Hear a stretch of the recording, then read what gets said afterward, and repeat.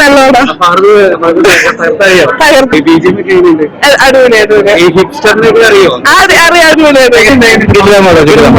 ഒന്നും പറയാനില്ല മൊത്തം actually I am not a fan പക്ഷെ നല്ല രസമുണ്ടായിരുന്നു. അടിപൊളി. ഞാൻ ഇത് രണ്ടാമത്തെ പ്രാവശ്യം കാണണം. നാളത്തേക്ക് ബുക്ക് ചെയ്തിട്ടുണ്ട്. നാളത്തേക്ക് എല്ലാം ബുക്ക് ചെയ്തിട്ടുണ്ട്. അടിപൊളി. ഫസ്റ്റ് ഹാഫ് ഭയങ്കര സീനാണ്. പിന്നെ ഫതികയുടെ അഭിനയം അറിയാല്ല, ചുമ്മാ അടിപൊളി. ഫുൾ എന്റർടൈൻ സ്റ്റാർട്ടിംഗ് മുതൽ അവസാനം വരെ ഒരു full on entertain cinema. Commercial movie അടിപൊളിയാണ്. ഈ 3 പ്രാവശ്യം കാണാനുള്ള കാരണം എന്താ? 3 പ്രാവശ്യം കാണാൻ ഈ ഒരു 5 പ്രാവശ്യം കാണാൻ വേണമെങ്കിൽ അത്രയുണ്ട്. എന്താ വെച്ചാൽ ഒരു രസമല്ലേ? രസം. നമ്മളിപ്പോ മഞ്ഞോൾ ബോയ്സും ആടുജീവിതം അതേപോലത്തെ നല്ല സീരിയസ് സിനിമയൊക്കെ ഉണ്ട്. അപ്പൊ അതിന്റെ ഇടയിൽ ഇങ്ങനത്തെ റിലീസ് ഉണ്ടായുള്ളൂ. ഇത് എന്താ പറയാ, ഒരു ലിയോ ഒക്കെ പോലെ പക്ഷെ ഒരു മലയാളം. അപ്പൊ അതൊക്കെ 100 കോടിയുടെ മുകളിൽ പോകണം എന്തായാലും.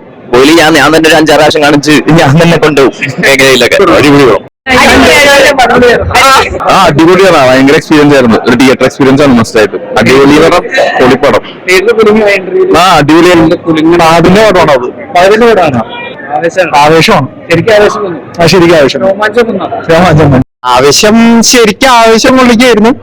ഇവിടെ തിയേറ്ററിലെ ആൾക്കാരെല്ലാവരും ഫഹദിന്റെ എന്താ പറയാ പ്രകടനം കണ്ടിട്ട് ആൾക്കാരെല്ലാവരും ഭയങ്കര എനർജറ്റിക് ആയിരുന്നു. ഞാൻ വേറെ അധികം പടങ്ങൾക്ക് ഞാൻ ഇത്ര എനർജി കണ്ടിട്ടില്ല. യെസ്, ഫഹദിന്റെയും പിന്നെ ആൾക്കാരുടെ എനർജിയാണ് മെയിൻ ആയിട്ട് ഞാനിരുന്ന് ശ്രദ്ധിച്ചത്.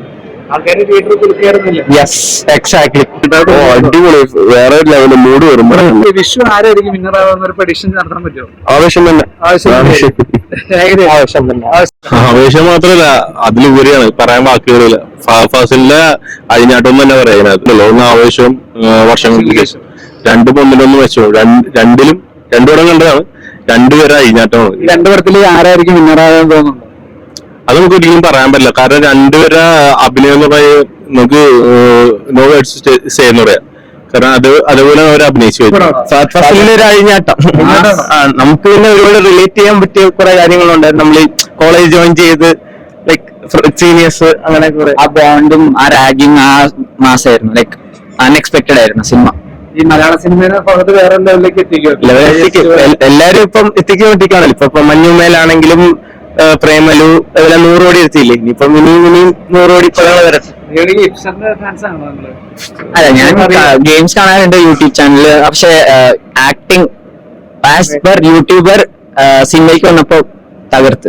ഫസ്റ്റ് പടമാണെന്ന് തോന്നിയിരുന്നു കണ്ടപ്പോ? ഇല്ലില്ല, ഒരുമാതിരി എക്സ്പീരിയൻസ്ഡ് ആയിട്ടുള്ള ഒരു ആക്ടിങ് ആയിരുന്നു. എനിക്ക് ഇഷ്ടപ്പെട്ടു, ഒരുപാട് ഇഷ്ടപ്പെട്ടു.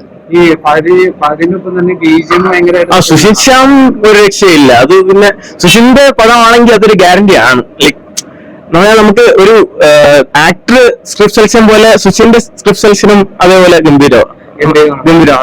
എല്ലാ പടങ്ങളും സെയിം മാറ്റി മഞ്ഞുമല്ലിൽ സെയിം മാറ്റി എന്ന് പറഞ്ഞാൽ ഈ പടങ്ങളും വലിയൊരു ചേഞ്ച് കൊണ്ടുവരാനായിട്ട് ഒരു സുഷിന് സെൻസ് ആയിട്ട് തോന്നുന്നുണ്ടോ തിയേറ്ററുകളിൽ? നമുക്ക് വൈബടിച്ച പോലെ ലൈക് നമ്മളെ സാറ്റിസ്ഫൈ ചെയ്യുന്നുണ്ട് പുള്ളി. അതാ തിയേറ്ററിൽ ഓരോ സീനിലും തിയേറ്ററിന്റെ പുറത്തേക്ക് തന്നെ ഭയങ്കര ആരവാണ് എപ്പോഴും ഓരോ സീനിലും. അപ്പൊ അത് തിയേറ്ററിന്റെ ഉള്ളിലിരിക്കുന്ന എത്രത്തോളം ഫീൽ ചെയ്യുന്നത്? ഉള്ളിൽ രോമാഞ്ചം അടിച്ച് ഒരു വഴിയായി. ആവേശം കണ്ടിട്ട് രോമാഞ്ചം അടിച്ച് പല ടൈപ്പ് കണ്ടിരുന്നു. കുമ്പളങ്കിൽ വേറെ ടൈപ്പ്. ഇതെല്ലാം മാറ്റി നിൽക്കേണ്ട രീതിയിലുള്ള സാധനമായിരുന്നു. എല്ലാരും ഇപ്പൊ ഒരു മൈൻഡ് ഒക്കെ ഔട്ടാണെങ്കിൽ പെട്ടെന്ന് അപ്പായി മാറി വരും മൊത്തത്തില്. തുടക്കം ഒരു അവസാനം കഴിയുള്ളത് അത് നമ്മൾ എൻഗേജ് ആണ് മൊത്തത്തില്. നമ്മൾ കുറച്ച് ഒരു 3 മണിക്കൂർ തുടങ്ങി 3 മണിക്കൂറത്തേക്ക് വേറൊന്നും ആലോചിക്കാനുള്ള അതിലാണ് മുഴുകിയിരിക്കുന്നത്.